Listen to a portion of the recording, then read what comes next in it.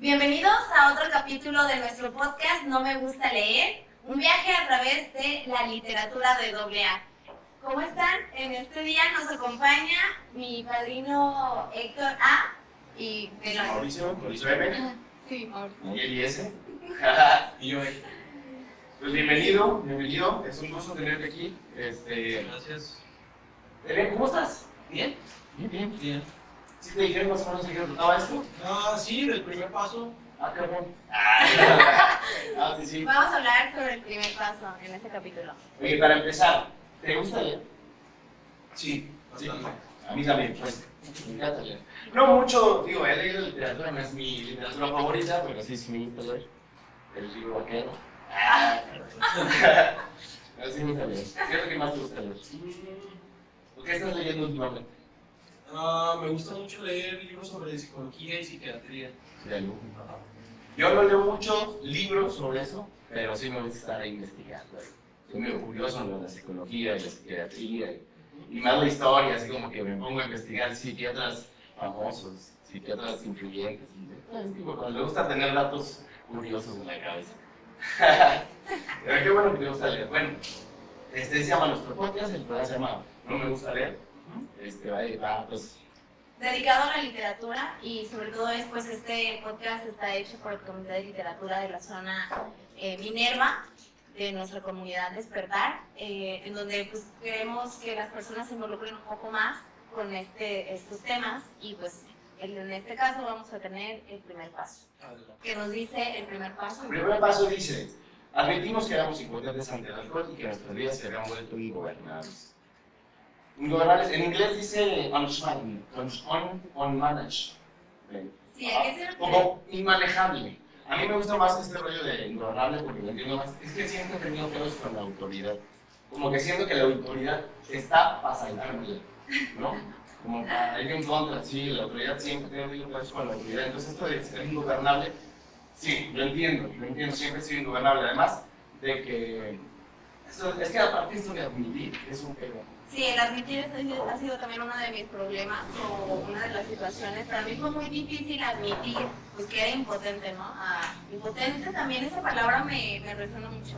Que no puedo. La Que no impotencia. es posible. Que no es posible. Yo siempre he tenido broncas. Yo me acuerdo, o sea, broncas con el rollo de la locura, ¿no? Yo me acuerdo, voy a platicar unas anécdotas. Por ejemplo, una vez en Navidad, estaba teniendo una discusión sobre. Era con el tío de un amigo. Ni siquiera era tu No, familiar. pero sí, y era mucho mayor que yo. Y estábamos teniendo una discusión sobre un filósofo X, ¿no? Pero el güey es que se calentó, al punto donde le dije, güey, vamos afuera. O sea, a resolverlo. Estaban peleando por tener la razón. Sí, por tener la razón. Yo soy así, yo tengo que tener la razón. O sea, si no la tengo, llego hasta las últimas consecuencias. Yo me enojo.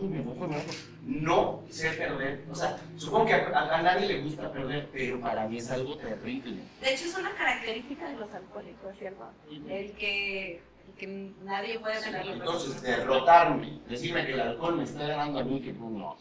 Esa pelea, perderla, después de logro, si contra este cabrón que era una discusión sobre un filósofo, no me dejé, y así tengo muchas anécdotas donde la discusión se fue a golpes, que es la única manera en la que yo voy a poder resolverlo, ¿no? Si algo quieres darme la razón, vas a ver cómo no. ¿En qué momento usted se dio cuenta de que era ingobernable? ¿En qué momento me di cuenta de que era ingobernable? Creo que cuando empecé a consumir, bueno, estaba más la parte de la diversión, del cotorreo, no era mucha conciencia de mi parte y así estuvo durante un periodo, no sé, de unos 8 o 10 años, ¿no? Hasta que empezaron a llegar los centros de rehabilitación y empezaron a llegar los problemas, ¿no? Ya cuando mi casa, o sea, cuando ya me cerraron las puertas de mi casa, cuando tenía que dormir en la azotea y llegaba así y no podía entrar a mi casa porque ya me había robado las cosas que estaban adentro, ¿verdad? Y obviamente me negaba la entrada. O sea, de esas maneras me empecé a dar cuenta que tenía un problema, pero obviamente no me importaba, ¿no? O sea, llegaba a mi casa, de todo, me subía, me dormía ahí en el techo, bajaba y ya luego le decía a mi mamá que me diera de comer, me daba de comer y me volvía a salir. O sea, realmente pasaron muchísimos años para poder, digo, para mí el aceptar que tienes un problema significa hacer algo al respecto, ¿no? Porque yo te podría decir, no, es que yo acepté, pero tuve bastantes recaídas, entonces no creo que la aceptación como tal haya sido completa. Sí, de hecho, hasta el día de hoy no creo que sea una aceptación completa porque, pues ahora no, mi problema no es tanto el consumir o el beber o el drogarme, la verdad es que no me dan ganas, no es como cuando voy a un lugar, a un concierto, a una fiesta, o estoy en la calle, sienta como, me muero de ganas por fumar marihuana, no, me muero de ganas por tomarme una cerveza, o sea, no, pero sí vivo, pues, periodos de depresión, periodos de neurosis, periodos en los que simplemente te levantas y no sé, no tienes ganas de hacer las cosas, no tienes ganas ahora sí que de vivir. Digo, no es como que me quiera morir, pero o sea, mucha apatía interna, ¿no? hacia las cosas que se tienen que hacer dentro de un programa o dentro de esta recuperación. Sí, incluso dentro de un programa y de este proceso en el que estamos viviendo todos, existen todavía muchas impotencias, ¿no? Que ya cambian a nuestro momento que vivíamos en actividad, como lo mencionaba, y dentro de un grupo. ¿Cuáles serían las impotencias que hoy en día tiene, a diferencia de cuando estaba fuera? Impotencias. No puede. Mi carácter. Creo que mi carácter sería como la impotencia más grande porque yo vivo las consecuencias de mi carácter, ¿no? O sea, de mi falta de voluntad, de mi agresividad, de mi enojo, de mi molestia, de mi apatía. O sea, todas estas cosas se ven reflejadas en mi día a día. Porque no creo el mismo contacto con las personas que están a mi alrededor, porque no empatizo con ellas, porque no puedo lograr ciertas cosas que tal vez si estuviera más abierto, ¿no? o tuviera más voluntad, como en algún momento la llegas a tener, pues las cosas fluirían mejor, ¿no? No estaría ahora sí que sufriendo a veces porque uno sufre, ¿no? Digo, a veces las cosas te molestan, pero llega una etapa donde empiezas a sufrir, ¿no? Y creo que soy impotente ante muchas cosas, o sea, sigo siendo impotente ante el alcohol, digo, el día de hoy no es como que, muera de ganas por beber, pero sé que si me llego a descuidar puedo correr el riesgo de volver a beber, puedo correr el riesgo de volver a drogarme, o sea, puedo correr el riesgo otra vez de regresar a la misma historia de antes, ¿no? O sea, el día de hoy las cosas son totalmente distintas, pero hay veces que la misma enfermedad del alcoholismo y la adicción no te permite ver que las cosas son distintas y que tienes muchas cosas por las cuales seguir luchando y seguir existiendo y seguir haciendo. Y es al revés, ¿no? O sea, ya a veces hasta uno olvida cómo llegó o las condiciones en las que llegó cuando estuvo anexado. Digo, yo estuve anexado, no sé ustedes. Pero las condiciones en las que llegaste, o sea, el día de hoy todo eso es completamente distinto, pero a pesar de eso, a veces te falla, ¿no? Es por eso que tengo que estar en una junta o sentarme y escuchar y volver a acordarme, o cuando comparto volver a decir, ¿no? O sea, yo llegué en estas condiciones estuve viviendo por muchos años, y ahora, a pesar de que mi vida sea totalmente distinta, sigo necesitando de mi terapia, o sea, de mi junta para poder, para que no se me olvide cómo viví, ¿no? Claro, ¿cuál es una de tus impotencias que tienes el día de hoy con la que vivimos? Yo digo, es que yo daba justo al punto. La enfermedad o la locura esta, porque mi vida siempre se sintió como una responsabilidad. Haces lo que menos sabía, felicidad es lo que menos sabía en mi vida, ¿no? Algo de estar bonito, no. Mi vida siempre se sentía como miedo, como ansiedad, como todas estas cosas que cuando hay una sustancia se calmaban. Es como esos toquecitos que hay en el centro, que son dos tubitos, que no es más que dos Toques polvos. eléctricos. Ajá. Le va a traer una batería y es como si yo trajera esa batería todo el tiempo. Igual no tan cabrón porque era medio sutil, porque no me daba cuenta, pero siempre estaban los toques. Cuando entraba la sustancia, menos. Había hasta que el punto que ya no sentía ese miedo, ya no sentía esa ansiedad, esa responsabilidad por vivir, porque siempre era como pesado vivir. Entonces, me doy cuenta que por eso es que era impotente. O sea, las decisiones ni siquiera las tomaba yo, las tomaba el alcohol, mi necesidad por estar así, yo necesitaba estar así. Yo me acuerdo en mis últimos días cómo además, la paz, la felicidad llegaba con la pura ilusión de que yo iba a tener sustancia. Yo ya me sentía feliz. Si yo la traía en la bolsa, no necesitaba meterme la traía en la bolsa. Me sentía feliz, bonito, todo era. Otra vez volvía la felicidad del regocijo. Mientras estaba drogado, pues también. Más había dos posibilidades de que yo no estuviera drogando. O que no hubiera físicamente, realmente. O que estuviera desmayado. Nada más. Si no, siempre estaba con algo. Yo no podía mover un dedo. O sea, imagínate si esto es normal. O sea, yo acostado en la cama, necesitaba darme un toque por lo menos como para ilusionar. O sea, empezar tu día. Para empezar, para irme a trabajar. Para motivarte. Para motivarme. Entonces, la única manera que yo salía de la cama era que tuviera la ilusión de que iba a conseguir más. Ahí sí me levantaba y no había pedo. O que tuviera más y me diera otro toque. Si no, no me levantas de la cama. No, probablemente mejor me duermo. También yo tenía así como que, porque no me dijeron así, ¿cuál es su momento? Antes de la actividad, antes de las drogas, antes de toda la situación de las adicciones y esas impotencias que después venían, ya con una sustancia y todo eso, ¿recuerdan algo que hicieran en su niñez? O sea, de la parte de la ingobernabilidad, porque yo recuerdo, o sea, que era muy ingobernable desde la escuela, ¿no? Sí, a mí no me podían decir nada. Sí, hay rasgos. Creo que siempre ha habido como que un rechazo hacia la autoridad en su totalidad. Digo, lo sigue habiendo hasta el día de hoy, con mis padrinos, con la gente que está arriba de mí. Una crítica o una fijación porque digo, para mí...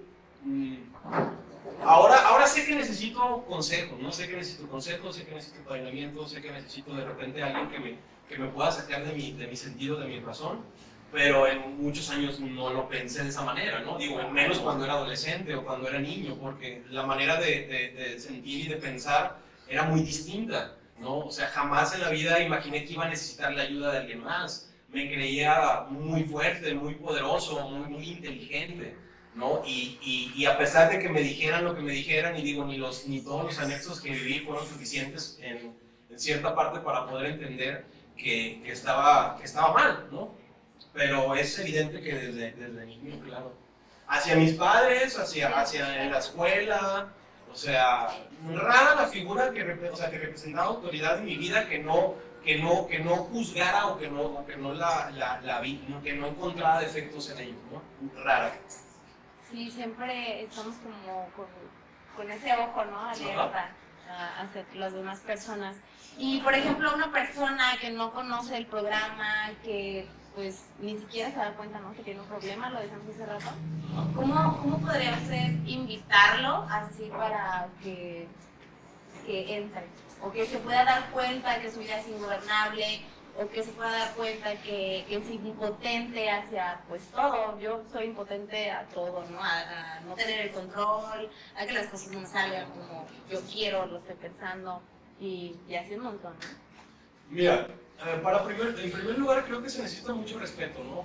Porque la gente el día de hoy está, pues, cada quien en su rollo, en su onda, y el que yo no podría llegar hacia alguien a decirle, oye, es que tú te ves muy jodido, ¿no? Necesitas hacer un grupo, o necesitas sentarte, o sea, que sería como empezar a ver de qué manera uno puede entrar, y la manera más adecuada sería, bueno, hablarle de mí, ¿no? ¿Sabes qué? Yo estoy en un grupo, tengo este problema, en mi grupo tratamos estos problemas de esta manera, y si gustas puedes asistir, ¿no? Porque hasta eso tal vez lo pueda afectar, pero creo que la mejor forma es hablar de uno mismo con los demás para de esa manera que pueda atraer a la persona, ¿no? al grupo. Claro. Inicia el primer paso, que solo a través de una derrota total se puede empezar a construir una vida feliz.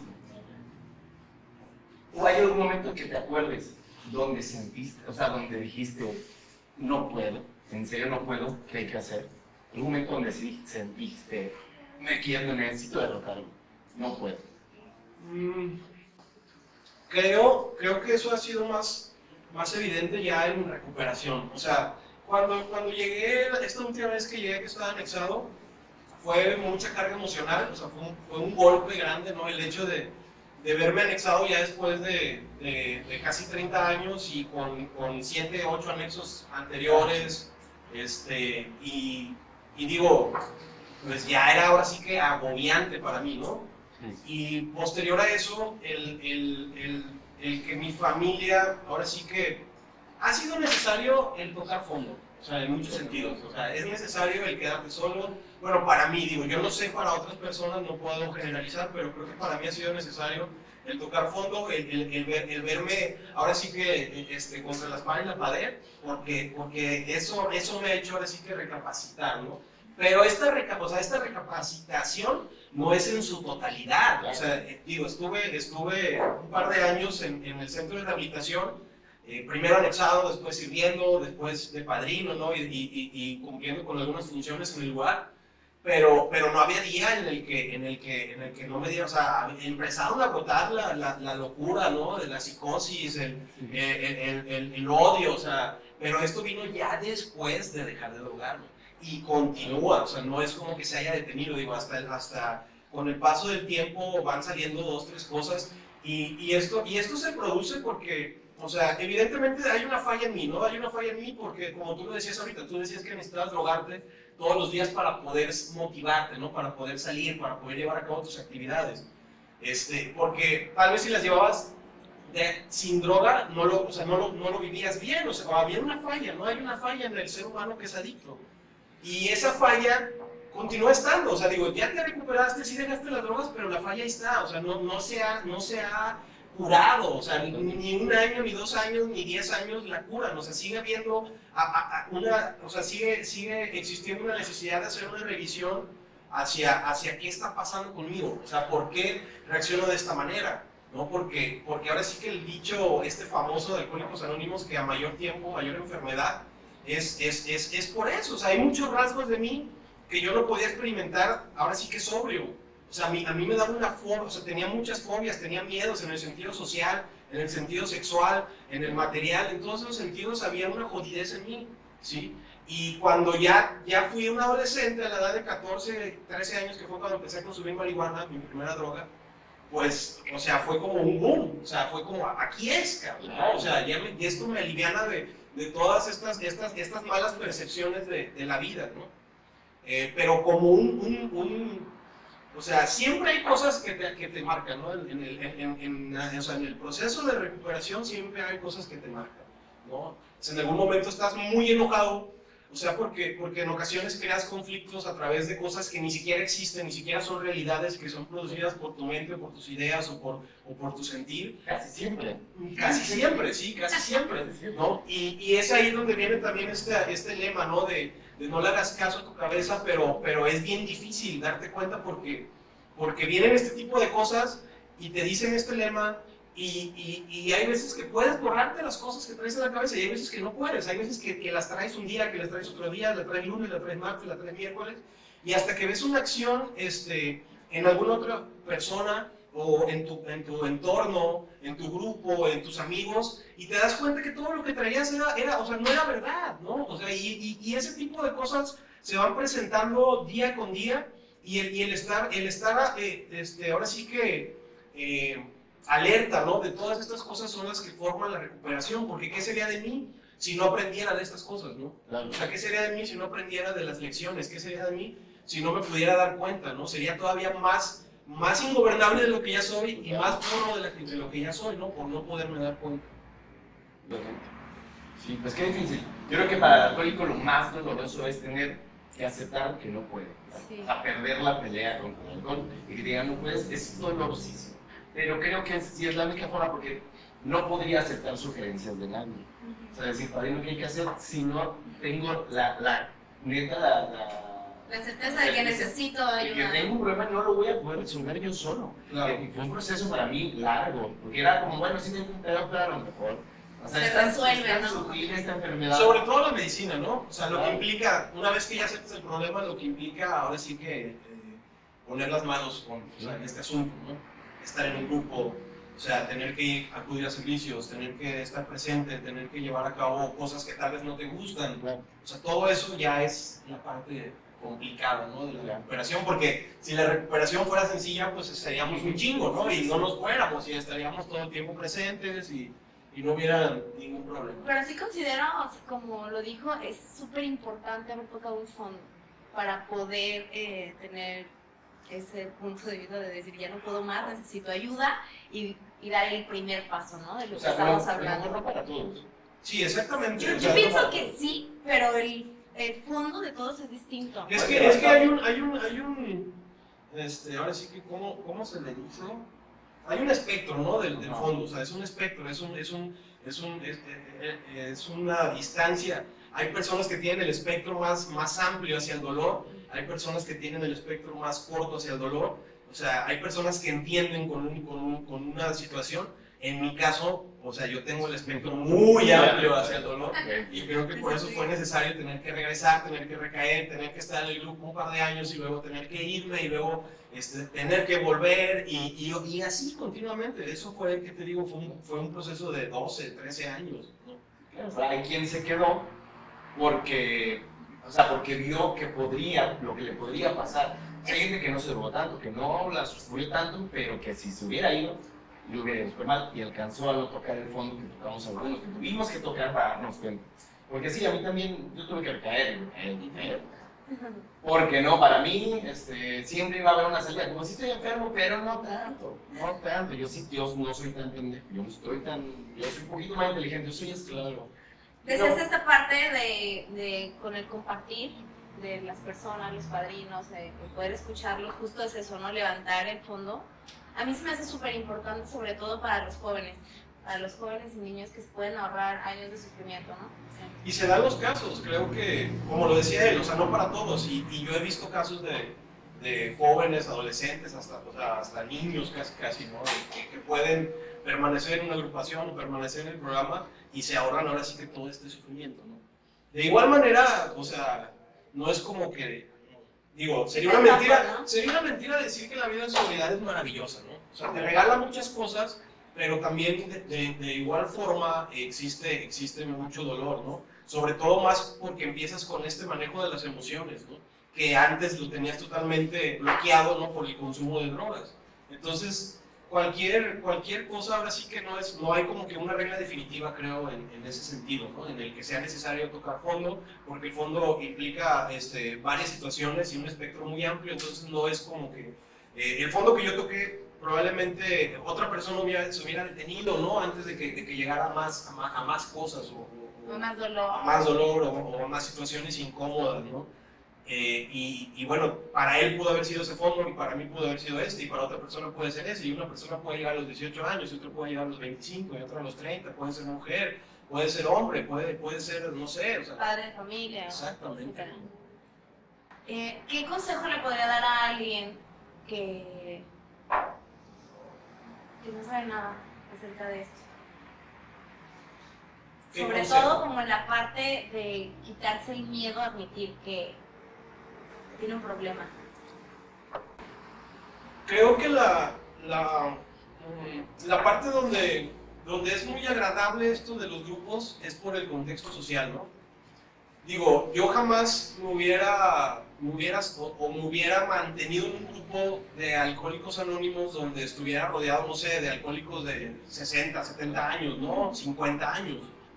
El consejo como tal no lo tengo, pero creo que sería necesario que las personas se den la oportunidad de asistir, ¿no? Y sobre todo, porque tal vez nos estemos dirigiendo a personas que vean este programa, que se den la oportunidad de asistir, o sea, que no se casen con una idea de las agrupaciones, que no se casen con una idea de Alcohólicos Anónimos ay, voy a ser de Alcohólicos Anónimos, Alcohólicos Anónimos es para gente borracha, o es para gente que se queda en la calle, o es para gente que no tiene casa, o que anda en una bicicleta, que trae muchos perros atrás, en sus espaldas.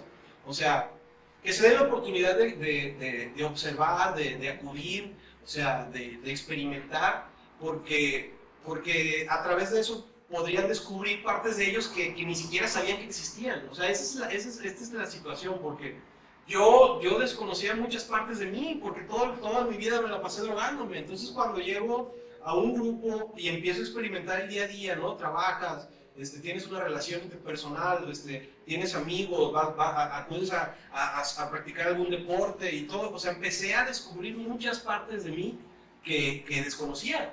O sea, sabía que tenía miedo, o sea, sabía que era una persona muy miedosa ante muchas situaciones, sabía que no podía tener el control, pero no sabía todo lo que sufría realmente por eso, ¿no? O sea, de la manera en la que yo quería sobrellevar las cosas, y me di cuenta ya estando en un grupo, en una agrupación, o sea, experimentando mi día a día, ¿no? A través, pues, de empezar a ir a la escuela, de convivir con personas, o sea, porque digo, yo terminé mis estudios, pues, estando en recuperación, cosa que nunca pude cuando estaba drogándome, ¿no? Siempre lo dejé inconclusos. O sea, hubo muchas cosas de las cuales el día de hoy, y hasta el día de hoy, y todavía me falta mucho por aprender. No, nada más, todo esto me recordaba, digo, es que mientras estuve en la actividad, ahí sí perdí el tiempo. O sea, viví esta vida de anestesiar mis emociones, de anestesiar lo que sentía, pero además me perdí de aprender muchas cosas, de aprender cosas de la vida cotidiana. O sea, de aprender a tener relación, de aprender a hacer facturas, de aprender a pagar, de aprender a ahorrar, de aprender... Todo eso no lo hice mientras estuve en la vida normal. Una vida normal, claro. No la viví, no la perdí. Entonces, mientras estoy en recuperación, empiezo a aprender estas cosas. Entonces, me decía algo padre, me tiene qué difícil es, ¿no? Sí, pero tengo la oportunidad de vivir las dos vidas, porque la gente que hizo todas las cosas, como mis amigos de la secundaria, ¿no? Que vivieron su vida normal y aprendieron eso y ahorita tienen cosas que me gustaría tener. A lo mejor las voy a tener yo, pero además viví la vida de loco. Y a lo mejor tengo la oportunidad, si sigo sugerencias, si neta me la aplico, también de vivir esa vida, también de aprender estas cosas, pero solamente mientras estoy en recuperación puedo hacerlas. Mientras estoy en actividad no las hice y no las voy a hacer, no me interesa. Es una fantasía, ¿no? Sí. Pensar que podría uno hacerlo fuera del programa. No, me voy y regreso a los 40 años a querer apenas aprender de la vida, está cabrón, está feo. Sí. Es importante también. Es importante. Esta parte del programa, como lo decías a mí también, a mí me quedó muy grabado también en una ocasión que un padrino de muchos años dijo justo eso, que no todas las personas tienen la oportunidad y la gracia de tener dos vidas en una, ¿no? Y pues yo también siento eso, que estoy viviendo una vida distinta y siento como que es una reeducación. Sí, es un proceso de aprendizaje, es un proceso de aprendizaje en el que ahora sí que difícil, muy difícil, ¿no? Por lo que dice ahorita él, en el sentido de que pues uno no sabía lo que significaba tener que trabajar para pagar deudas, ¿no? Digo, o tener que serte responsable de todas las cosas que un adulto se tiene que ser responsable, ¿no? Para nosotros vivíamos en el ahorita, en lo que ya queremos hacer inmediatamente, ¿no? O sea, me robaba algo y lo vendía y droga. Y este circuito del deseo de más, ¿no? Que viene ligado a la dopamina y a todas estas funciones del cerebro. Pero ahora, o sea, empiezas a desarrollar una vida como un adulto y pues ahora sí que a vivir, ¿no? A vivir desde la neurosis, ¿no? La falta o sea, la depresión, ¿no? Que es como una falta de apego, ¿no? Hacia la vida, ¿no? Hacia la vida diaria de todos los días, ¿no? Porque eso es lo normal, digo. A veces a mí no me gusta tener días malos, ¿no? Y hay veces en los que desde que abro los ojos, algo me dice que va a ser un día totalmente malo, ¿no? O sea, incómodo, o sea, no me voy a poder sentir como me quiero sentir. Y es algo que he aprendido. Sí, hasta ahorita, digo, ayer estaba hablando con unos ahijados, estaba escuchando unos ahijados y encontré el sentido de esta frase, ¿no? De 24 horas, ¿no? Y creo que es una frase muy importante porque al final de cuentas Dios, el universo o el poder superior que tú quieras concebir, te regala la oportunidad de corregir tus errores. Digo, no me drogué en estas 24 horas, pero sí me sentí muy mal por esto, no me sentí a gusto, me fui a la cama con mucho resentimiento, me fui a la cama con enojo, con ira, con frustración y te va a regalar un día, o sea, el día siguiente va a ser otro día en el cual vas a poder modificar esas partes tuyas y eso es una parte muy, muy asombrosa porque ahí está, ¿no? Conforme sea tu día es como llegas a la oración de la noche, ¿no? Al momento de que te hincas, o sea, si tuviste un día bueno te olvidas tal vez de llevar a cabo una oración muy, muy intensa, pero si tuviste un mal día, si tuviste un fracaso, si tuviste algo que no fue o sea, algo que no te gustó, llegas a la oración de la noche y te hincas y créeme que es la mejor oración que existe, ¿no? Y el siguiente día ese es solo por hoy, o sea, el siguiente día hay otra oportunidad nueva. ¿no? Sí, eso es lo bonito del programa. A mí también me gusta mucho esa parte porque creo que un ser superior puede darme las herramientas para poder cumplir con el reto que no logré un día anterior y así va pasando. Y la verdad es que se me está pasando muy rápido. Qué bueno. Y muy divertido. Es diferente, porque yo sí tenía un concepto de Alcohólicos Anónimos, pues así, para las personas miadas de la calle, ¿no? Yo no me sentía identificada con esas personas, o ese tipo de alcohólicos. Yo pensaba que era una alcohólica social, o sea, sí me habían quitado el carro por tomar de más, ¿no? En el alcoholímetro, o sea, sí prefería alcoholizarme en lugar de tener mis responsabilidades, pero pues todo el mundo lo hace, ¿no? Yo lo normalicé muchísimo todo el tiempo hasta que obviamente llegué a tener consecuencias en las y que sobre todo esas consecuencias fueron emocionales. Ahí fue cuando yo sí tuve que derrotarme y decir, de verdad, estoy apeligrando mi vida completamente, y no solo la mía, sino la de las personas que me rodean, y estoy dañando mucho emocionalmente a mi familia, estoy preocupando, entonces fue cuando yo sí busqué un grupo de autoayuda y que me di cuenta que no era para nada como yo lo pensaba. También la gente tiene como mucho mala idea de los procesos clínicos, ¿no? O sea, de los centros de rehabilitación, de los anexos, de las granjas, como lo conozcan. Y yo pensaba, ¿no? También esa parte como de, no es como una cárcel o algo así. A mí me hubiera gustado que mis papás tuvieran mala idea, pero siempre tuvieron buena buena idea. Para mí sí hubieran sido, o sea, jamás hubiera pedido ayuda. Jamás. Ni la primera vez menos. O sea, decir neta necesito ayuda y que me ayuden porque yo no puedo con esto, nunca. Las dos veces fue en contra de mi voluntad y porque alguien se dio cuenta de que mi vida iba en decadencia. Todo el mundo podía ver cómo mi vida en decadencia, menos tú. O sea, yo sí, había días malos, había días peores, pero de esto a Alcohólicos Anónimos, jamás. Siempre había como la idea de que un día se va a resolver esto, un día me va a adaptar, voy a tener suerte, no sé, voy a ser lo suficientemente astuto para resolver esto. No resolvía ni madres, cada vez me iba metiendo más al baño, pero tuvieron que ayudarme. Me di cuenta yo, la aceptación, cuando realmente necesité de algún poder superior, porque dije no puedo, fue después de un segundo proceso. Yo ya tenía uno donde me puse bien, después recaí, estuvo muy mal y ni así, yo sentía como si necesitas el grupo, pero no lo iba a hacer. No iba a llamar a mi padrino. Con el celular así en la conversación de mi padrino, y no le escribía, decía, no puedo, no le voy a escribir. Entonces jamás pedí ayuda. No sé, yo estaba dispuesto a morirme, a volverme loco antes que decir, no puedo. Qué bueno que me ayudaron, qué bueno que en un proceso ya estaba relajado cuando sí dije, estoy escuchando. Pero ya después de un par de días, ¿no? Ya dijiste, Sí. Qué bueno. Ah, no, cuando me agarraron dije, ay, ya, qué bueno. Sí, ya estuvo, vamos.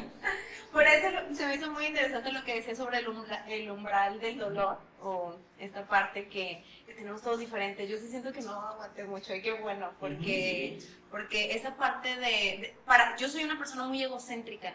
O sea, a mí también me costó trabajo pensar que necesitaba que alguien me ayudara. Y sobre todo, pues, los alcohólicos, ¿verdad? Claro. Como yo, pero anónimos, porque yo no era tan anónima que todos también se daban cuenta. Pensar en Dios, que Dios me ayude, no, para mí era imposible. Eso te costaba más trabajo. Mucho, ¿no? para mí es que no creía en la existencia, y si existía, no era rollo mío. Si existe o no existe, yo no me meto en Fuera de esos mí, rollos ¿no? porque pues, no lo conozco, ¿sí? Nada. Jamás, no me acuerdo haber pedido ayuda así de que Dios ya ayúdame un poco, no, jamás pensé en Dios. ¿Y qué los hace pertenecer aún? ¿Qué los hace quedarse? ¿Qué es lo que todavía, o sea, los hace quedarse todos los días? Porque decíamos 24 horas, es decir, ¿qué es lo que motiva? Bueno, a mí, este rollo, desde que tuve esa aceptación, no es que ya todos los días yo lo acepte, pero como que ya existe esta Ápice cosita de conciencia. tienes un pedo. Entonces, como dice la literatura, ¿quién está dispuesto a seguir un programa si no, neta, te sientes todo derrotado y neta no puedo? Entonces, ahí como que las cosas han sido diferentes, estoy dispuesto. Es como quien le dicen que tiene cáncer, y no es como que el doctor te dice, tiene cáncer, y le dices, bueno, gracias doctor, ahí veo cómo lo resuelvo. Pues no, le dices, ¿qué tengo que hacer, doctor? Entonces, más o menos así, no es como que le dijeron, ya, soy alcohólico y ya sé que soy alcohólico, tú necesitas decirle, padrino, ¿y ahora qué? ¿Y ahora qué hago? Si tengo un pedo, ¿pero qué tengo que hacer? Es la única manera, una derrota de decir, sí, ¿qué hago, padrino? Tú dime qué hago, porque yo no pude y no creo que vaya a poder. O sea, ya lo entendí, no voy a poder. Entonces, padrino, es la única manera de que sigo los genes. Ahorita mi libre albedrío me da para obedecer. Padrino, ¿qué tengo que hacer? Entonces sé que me ha ido bien. Entonces yo sigo porque me ha ido bien, me ha ido bien. No me siento solo. Hay muchas cosas que sí noto, pues. Puedo ver cómo estaba justo antes de llegar aquí y cómo estoy ahora y hay un cambio así abismal. Sigo siendo el mismo enfermo, pienso, pero es que yo lo que piense, lo que sienta, todas esas cosas no importan. Me decía, no importa de aquí en adelante lo que hagas. Entonces, padre, ¿qué hago? ¿Qué hacer? Porque es lo importante. Todo lo que piense, pues, esta mente deformada y así, lo que sienta, pues también está todo deformado. Entonces, esas cosas no importan tanto, no soy eso, soy lo que hago. Y es parte de la enfermedad que tenemos, Entonces, ¿no? sí, entenderlo, pues por eso digo, porque yo, sin sugerencia, sin padrino, otra vez. Lo tuve que comprobar la mala. Tuve que ir. Tuve que ir con la convicción y con la certeza de que me iba a ir bien. No había manera que me fuera mal. Y me fue muy bien.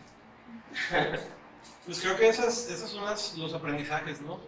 Digo, yo me fui muchas veces y eso me hizo que naciera la idea de mantenerme, primero, o sea, en los años que estuve en el centro de rehabilitación, ¿no? Sirviendo, mantenerme ahí, ¿no? Porque sabía que no había nada afuera. O sea, todavía dijeras, no sé, digo, en mi caso no había una familia, mis padres, pues cada quien andaba por su lado, mis hermanos andaban por su lado, no tengo esposa, no tengo hijos, entonces todo eso fue como, bueno, no tienes nada, o sea, no tienes nada ahorita que estar haciendo en la calle, entonces mantente aquí. Y ha sido como ahora sí, como un proceso de poco a poco, ¿no? Ahí fue de esa manera, ¿no? Y después se me presentó la oportunidad de tener un servicio y de abrir un grupo, y ya en el grupo pues empecé a desarrollar otras cosas y empecé a conocerme a mí, ¿no? Porque a final de cuentas el estar en el centro de rehabilitación, pues estaba en el centro de rehabilitación, salía de vez en cuando, pero seguía estando cubierto de esa fortaleza o de esas paredes que quieras o no te hacen que te abstienen de implicarte en muchos problemas o en muchas situaciones incómodas que pueden producir que te vayas, ¿no? Cuando ya estoy en el grupo, empiezo a experimentar otras cosas y me sigo dando cuenta de lo jodido que estoy y de la poca recuperación que tengo, o sea, y cuando te das cuenta de eso, digo, o sea, es como querer hacer algo para dejar de sufrir menos de lo que se pueda, ¿no? O sea, de lo que tengas que estar viviendo, porque ese es mi objetivo, o sea, mi objetivo es alcanzar una felicidad, una tranquilidad, una calma, y es algo que todavía no he logrado tener. Digo, tengo un par de años de sobriedad, pero eso no me hace que pueda vivir bien, y eso cuesta o sea, mucho trabajo. Como dicen, alcohólico hoy, alcohólico para siempre, ¿no? Esta enfermedad que tengo entendido nacimos con ella y vamos a morir con ella, y que si no estamos justamente atentos, nos puede llevar a la muerte, a la locura o la muerte, ¿no? Son los dos caminos. Y pues es algo que a mí también me mantiene aquí, porque yo también tuve como mucho dolor, no tengo mucho aguante a eso, entonces he visto los beneficios también que da el programa, que es justamente eso, el sentirme acompañada, el estar, incluso hacerme responsable de mi vida, porque muchos años yo no quise hacerme responsable y culpaba a las personas de mi sentir por las situaciones que me pasaban. O sea, era más sencillo culpar a los demás, claro, de cómo me sentía o de lo que me pasaba, para no hacerme responsable. Entonces el día de hoy estar en un programa en donde te enseñan a ser tu responsable de lo que eres, y también de darme cuenta cómo pienso, cómo genera mi cabeza, y que mis sentimientos y mis emociones pueden ser muy explosivas, pues también me han dado las herramientas como para no creérmela tanto, ¿no? Así de lo que todo el tiempo está ahí, claro, girando. Pues sí, pues yo creo que con eso cerramos el tema, ¿no? Unas preguntitas ya para conocerte un poquito mejor. ¿Cuál es tu libro favorito? ¿De qué? ¿De literatura? ¿De AA? Un libro. De AA es el de Transmitter. Transmitter. Sí. He leído varios, he leído Viviendo Sobrio, he leído el libro azul, el libro grande, que es la obra maestra de Alcohólicos Anónimos. Con ese libro se fundó Alcohólicos Anónimos. Pero lo que más me apasionó fue la historia de Bill W, que viene en Transmitter. Sí. Me dejó, o sea, me apasionó en el sentido de que lo leía y tenía ganas de leerlo, pues tenía ganas de seguir conociendo, sobre todo porque te habla de, o sea, pues todos conocemos a Bill W como una figura pues grandiosa, ¿no? En Alcohólicos Anónimos, pero te habla de su parte oscura, ¿no? De las depresiones que tuvo en recuperación, de cómo estuvo a punto de quedarse en la calle, ¿no? Con su esposa Luis, de cuando bebía, de la manera en la que bebía, ¿no? Cuando había ley seca, porque en ese tiempo había ley seca en Estados Unidos, y el güey preparaba su vino en una bañera, en una tina de baño, y lo preparaba con fermentos, y a veces se lo bebía sin que estuviera listo y se enfermaba. O sea, y ya luego cuando vino el dinero a la vida de él, como pues fue una decadencia, ¿no? Y te habla de muchas cosas, y después cómo empezaron ya en recuperación todo el camino, ¿no? Hasta que muere Bob y todo esto. Entonces se me hizo muy interesante, sí. Pues yo quiero agradecerle, padrino, por acompañarnos en este episodio. ¿Y tú querías decir otra cosa antes? No, todo bien. Todo bien, pues muchas gracias. Muchísimas gracias por compartir tu experiencia, por compartir tu manera en la que piensas. Yo me divertí, estuvo rico. Y pues gracias, Ben. Gracias. Hasta pronto. Bueno, Gracias a todos los que nos están viendo por ahí. Recuerden darle like a nuestras páginas de Facebook, Instagram y TikTok. En Comité de Literatura AA, y también pues en el podcast en Spotify de No Me Gusta Leer, un viaje a través de la literatura. Gracias. Chao.